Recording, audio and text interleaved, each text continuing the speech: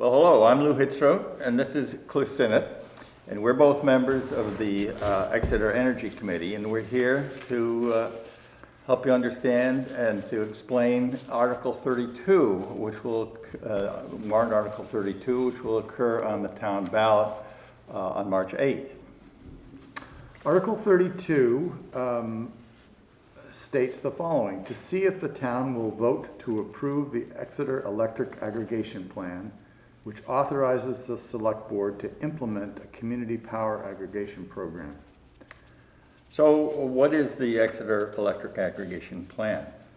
Well, it's a document that describes in some detail how the town would implement and operate a community power program in the community.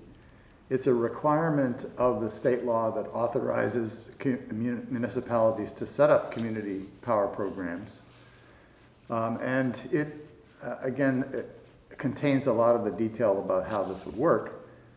The plan can be found on the town's website on the Exeter Community Power Aggregation Committee's page on that website, and that's exeternh.gov. Well, terrific. So can you describe exactly what a community power program is? Yes, the community power program allows the municipality to purchase electricity on behalf of its residents and business customers.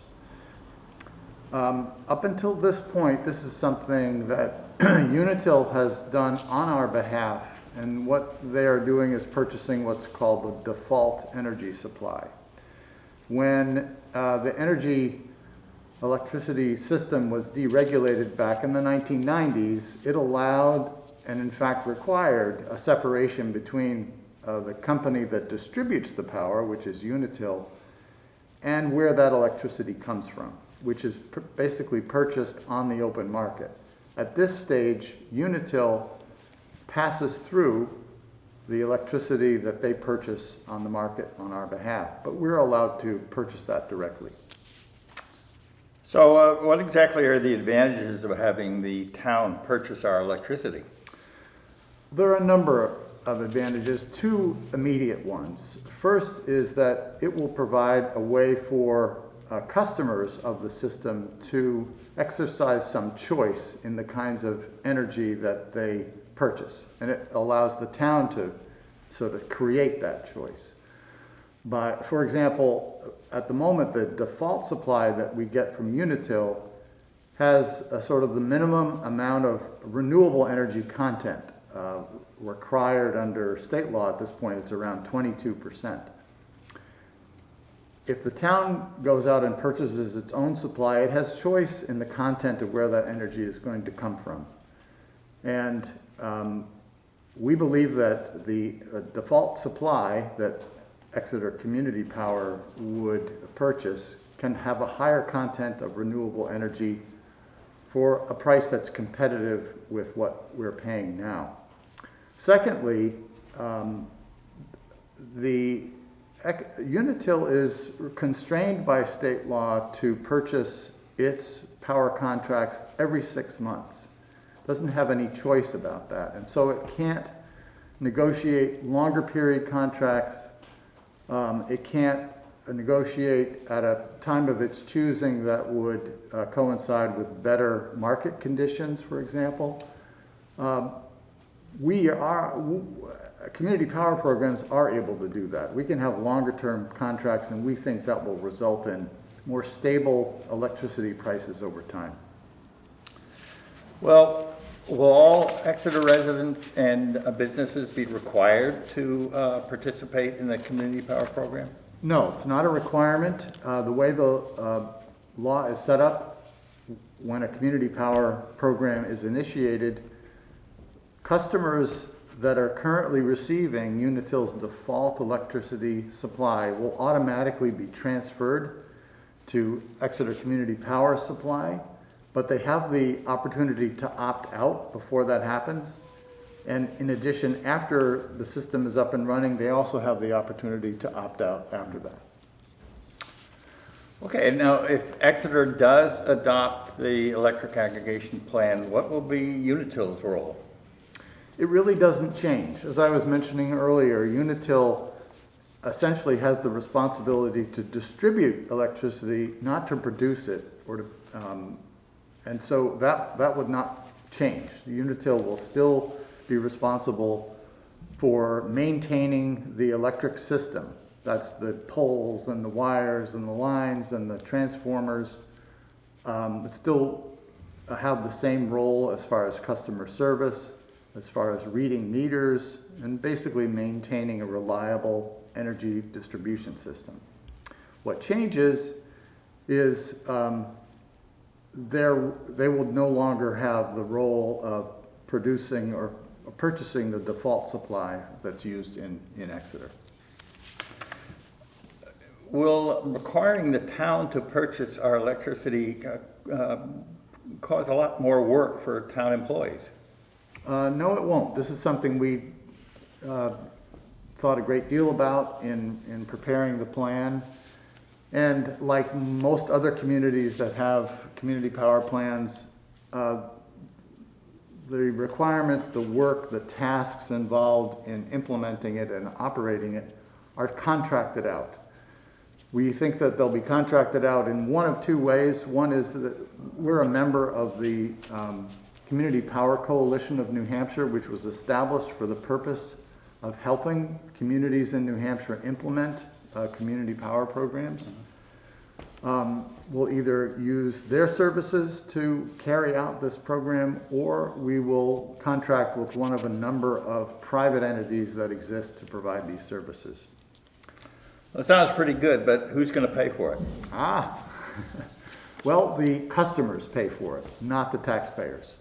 So if you're not a part of if you opt out and decide not to participate in the Exeter Community Power, you'll have no obligation to pay for any of this, and it won't be included in any way in our local tax rate. It is paid strictly by the users of the system, the ratepayers of the community power. Great. Are there any other things in the plan, any other aspects of the plan that would be beneficial to Exeter? Yes. Over time, most community power programs have what's called a reserve fund that they build up over time, both to sort of hedge for spikes in the cost of electricity, but also over time to build up a capital reserve that they can invest in local energy projects. And that's what we envision happening again over time. It's a very small amount that builds up every year that we could invest in things like solar arrays, like the one that's being built by Exeter at the transfer station, or things like building out electric EV stations in public parking places in town, or perhaps helping people with the cost of installing smart meters, any number of different projects that could come about over time. One thing I did want to mention, Lou, is that this will not happen immediately. There are a number of steps that will have to occur after if the town approves going forward with this project. Before the town can implement it, we have to submit the aggregation plan that's been produced to the PUC, the Public Utilities Commission, and they would have to approve it. In addition, they're still in the process of writing the rules that would govern how community power is implemented in New Hampshire. Another thing to note is that we're not alone in doing this. There are a couple of dozen communities that are in New Hampshire that are in various stages of developing community power programs now. And we'll have lots of help, and there'll be a large number of communities that eventually that do what we're trying to do here. So it seems to me that community power program will give all Exeter residents and businesses access to more greener energy. Mm-hmm. And if that's true, won't that increase the demand for renewable energy and hopefully incentivize greater production of renewable energy. Is that a reasonable statement? It is, and that's really one of the reasons that the Energy Committee has been so strong in their support for doing this. They see it as a way, in a way of democratizing people's ability to support additional renewable energy without having to invest on their own on things like solar panels or heat pumps or geothermal systems for their own homes. By participating in community power and, for example, choosing to opt up to a higher level of renewable energy, which we intend to make as an option, people can, through their own choice, support renewable energy and help develop it, help expand the market for it, help reduce greenhouse gas production, help do something about climate change too. Great. So that's what we hope this will help support. Well, good. Well, I hope this has been helpful, and do look carefully at Article 32 on the ballot. And one other thing, there's lots of resources if you want to learn more about this on that webpage that I mentioned, and look for the Community Power Aggregations page within the larger webpage, and it has all sorts of resources where you can learn more. You can read the plan. There are some quick fact sheets that will help answer any questions you have about this.